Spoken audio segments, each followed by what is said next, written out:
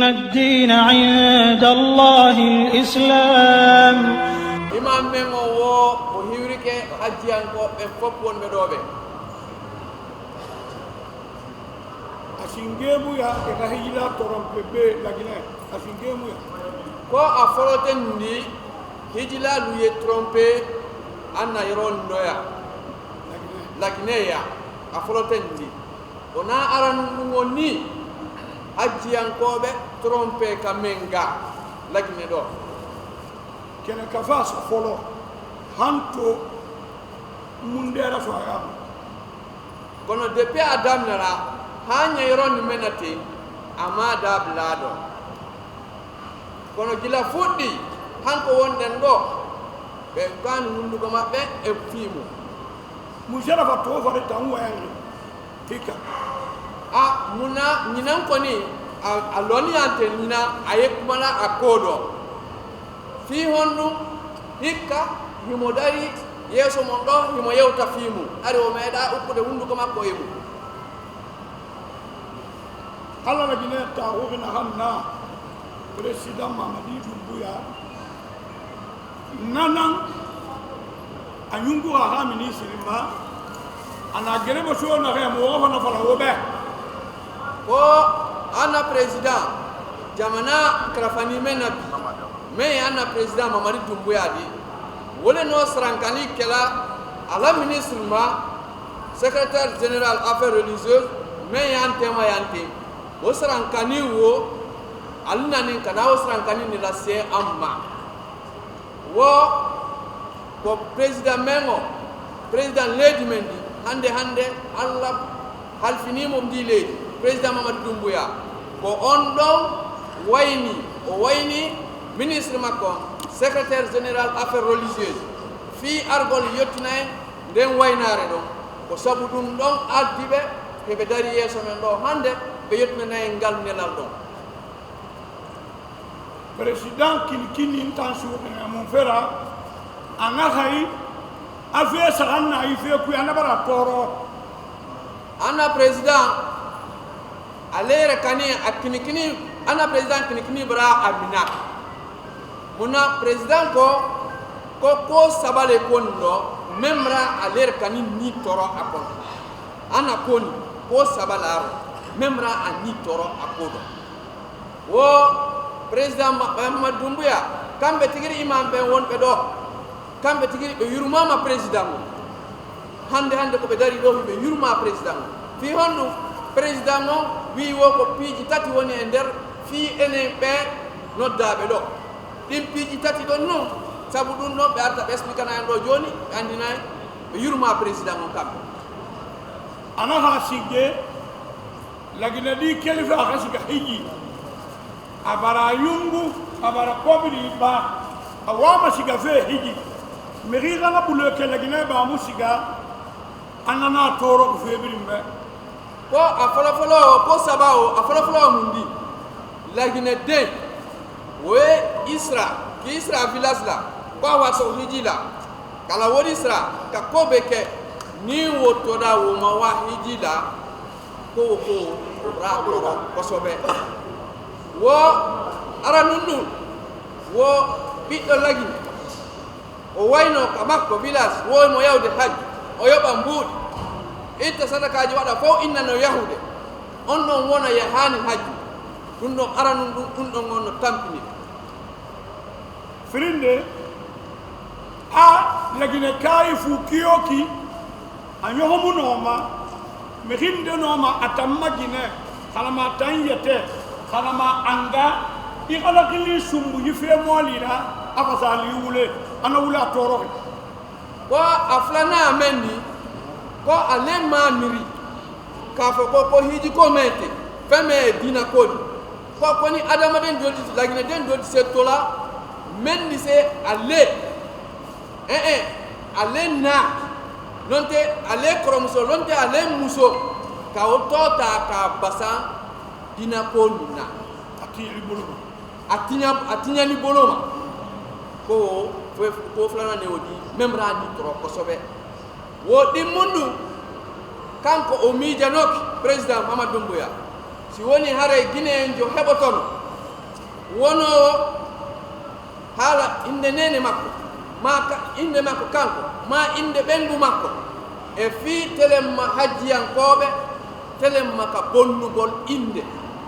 ara ko ka hara ko ka bonnere woni inde nene makko ma inde bandira makko hara tawreteno e fi telemma hajji on ɗum ɗon aaniniɓe asahande ana lagine nan kunna senegali wonnani saahi Côte d'Ivoire rewya hayi fe moali ɓuɓe na sese afame atanan woyi ana toroki Allahu akbar Allahu akbar walillahi alhamdu ako a sabana mendi ale lagine dene ale lagine kunabi anna pays limitrophe Sénégal, Côte d'Ivoire, Sierra Leone nin kosu ni mamme jamana woido nin kosi ni menin lagine le ambraya wo ko bra toro kosobe abra kablo du ni badi tamulu woko les pays limitrophes qui do fop Sénégal Côte d'Ivoire, Sierra Leone di le do fop ɗum ɗo nanaka taw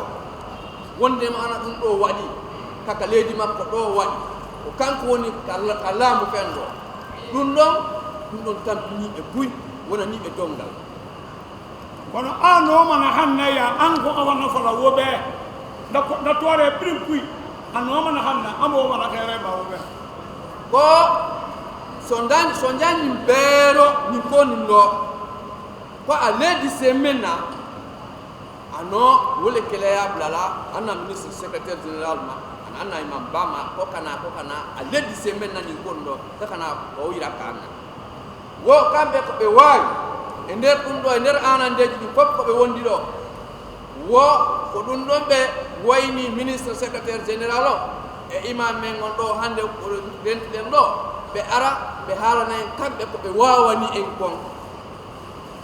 développement keyama e ɗum ministre na mala e dossier gbegbe na étudier ma e fa yedi kono horo tan e ha woro ma na yibin consacré e hiji fenam ma yi fere gila ma di mi re mu bile wara e wanyi ko miliya men ka ke kuli ma kuma bere fo ata fe la dina kadde ay te capital kono fo ga bo ko kankana de baji men barake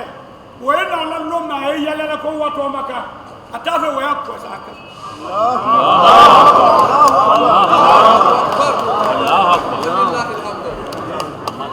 wa ana nene kambe zedi jeden ko conférence ko wala ta fi bantal leydi kono so yidum don natani hanki hari woko be anu wonandema bine enjuno iwri e nder intérieur on ari faala yawde wawani heɓude yaadu on ɗon ɓernde makko ko metti kon faalaka o ɓe faalaka on ɗon yiltito kadi e nder mettere ɓernde ɗon ko sabu ɗum ɗon waɗi ɓe nanngani goɗɗum hankin sina fiimen a nomana hanna aɓara woma yandisinde wo yiginama tege a nomana hanna aara ɓamane fo haala mutinde kono haala saha tan fari awa hawadu wawu sana fari ala ko yaye kaba woyara ko aledi semenna inchallahu aledi o ke bokono ko anye dola duawuka kalimaniya ani sabari ka sabari kalimaniya ka nyalo alado ka alamatra ale koni seko akodo kado ke wo etorie munyal hani wo ko ye munyo yiltude den kadi munyo den en fop men toro den Allah kambe ko be wawi kon be wadana en dum do ko be wawi kon ko be gaynata kon be wadana en dum do kono dum non ko e hore torare Allah e hore munyal wawata hokkude bammun be ga falama yunguina han sari atanan naki woɓe yewtata fi maɓɓe ɓe yewtata ko ɓe faala kamɓe ko waynare ko ɓe jonna kon ko ɗum ɗon ɓe woni yewtude ko ɗum kadi ɓe yewti en ako ko atena la ayere kani la miriya ate o ira kala yande mais srankani men foni a kan ka wole ira kanna wole fana yiri wole fana foni ya ale me ale kono ama o fofolo de ado to fana fola srankani wo a wole ira kaka an jamala mari mangé gundo de kolom makono ma falama atanda han kolo yihi fere ana gere ma so he na ham me ma muna bidi falmo ma ana gere ma so he yi atu no ma bidi fala de wo be ana gere ma so he kono yina han kolo ntam muna kolo president van han kolo yifa muna kolo kono wona han tay bebi ko mo wa ma ku yara ni fa wa ma han na ba fe tan ala hano ara nduba mane yume nanto ala hano ala ha rowa amalambore ha homolog mangaya kui ala hana haya lagine be mi di don ho hasiga ala ha wole special fa wo fo wara ala ha mangeno ala hano agere mo shofe ala hano ragida ma ko kasabari ko hadiya وهو الكلمتيرا قالتي على لو انا هيريرا انا ربا من ان شاء الله على هيريرا باوغا نحن فهينا ما اجيغا مكا كولو علم كان هايكي نمبر كتير دي كولو انا غي مني اجيغا فهي عشان دبراشي سيارة اي موسيقى اي خانيا خالن القيامة كلمة لهرام نيما هيلا خشيان دبراشي سيارة فلا رفث ولا فسوق ولا جدال ولا هيجينا كويك إنما كومبيتي إنما دانكتي إنما جريما شو العالما ما جابا كوالا نحنا وغفن كوالا الله هايفا الله أكبر ولله الحمد. J'ai un message de sentiment, de compassion du chef de l'État à l'endroit de nos compatriotes. Il m'a instruit de venir transmettre son message de salutation et de considération de son problème.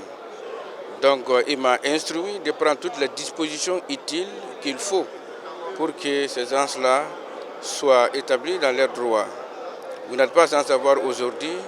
que les présumés sont arrêtés déjà. Donc,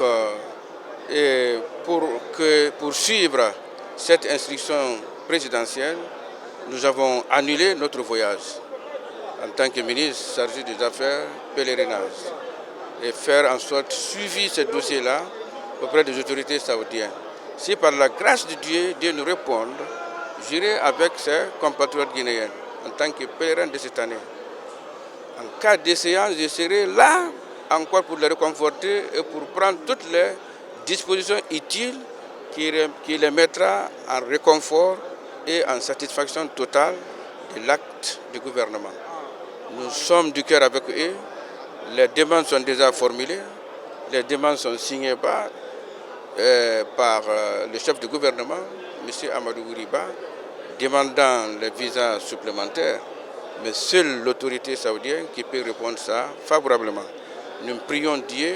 d'ici la fermeture de l'aéroport. Si Dieu le veut,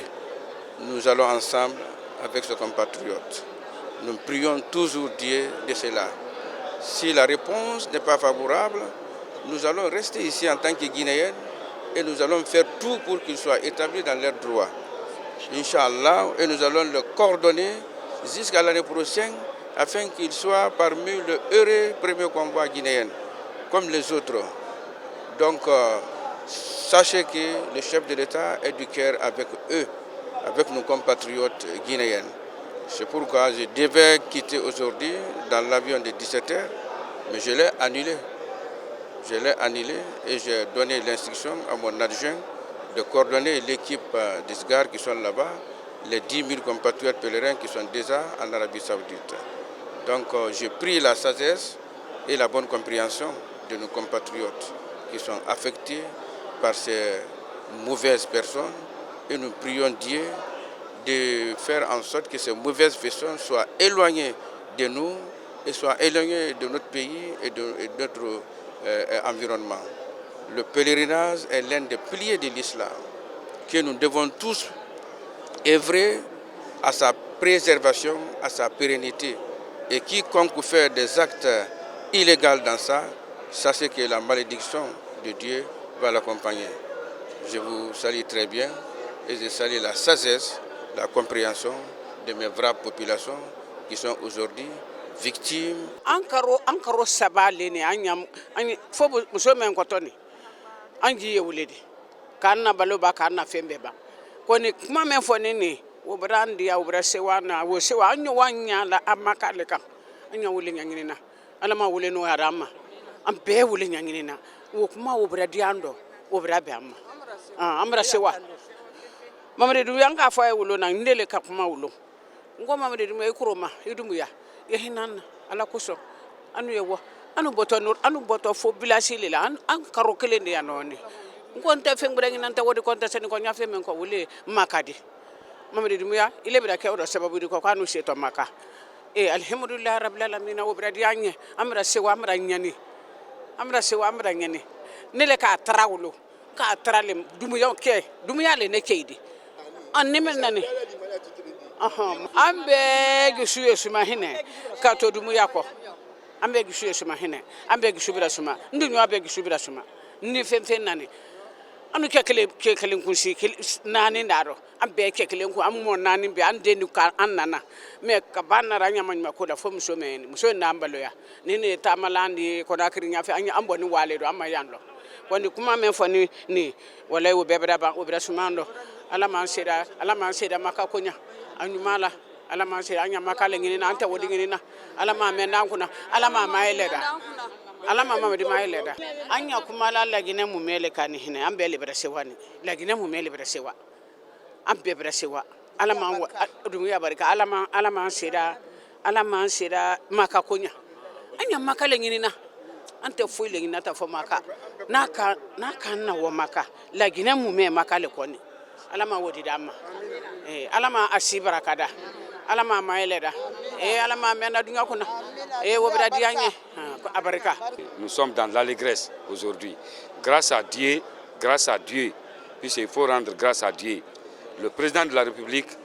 nous avons toujours dit que c'est lui qui est notre avocat dans cette affaire. Si on a un avocat, c'est le président de la République, puisque ce sont ses fils, ce sont ses frères, ce sont ses sœurs, ce sont ses mères, ce sont ses pères qui sont là. Et le président de la République regarde tout le monde. J'ai toujours dit que le président Mamadi Doumbouya s'élève Guinée, marche Guinée, mange Guinée et se couche Guinée. Donc vraiment, c'est ce qu'il a prouvé encore. C'est que le message qui nous a été transmis aujourd'hui dans la grande mosquée, vraiment nous va droit au cœur et nous attendons. On ne va pas pour prier pour nous-mêmes.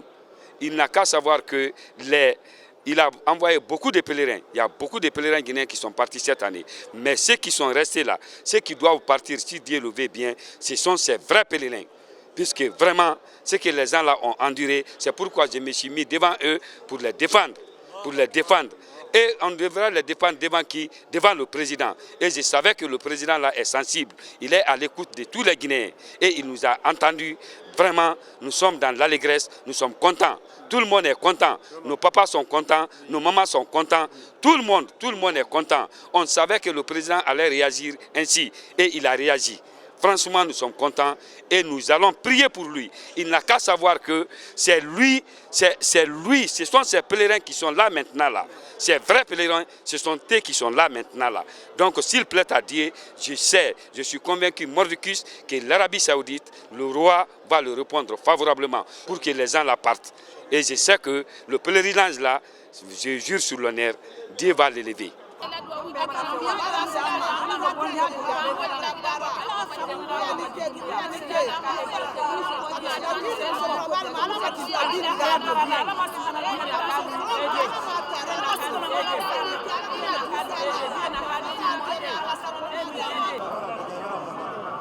إن الدين عند الله الإسلام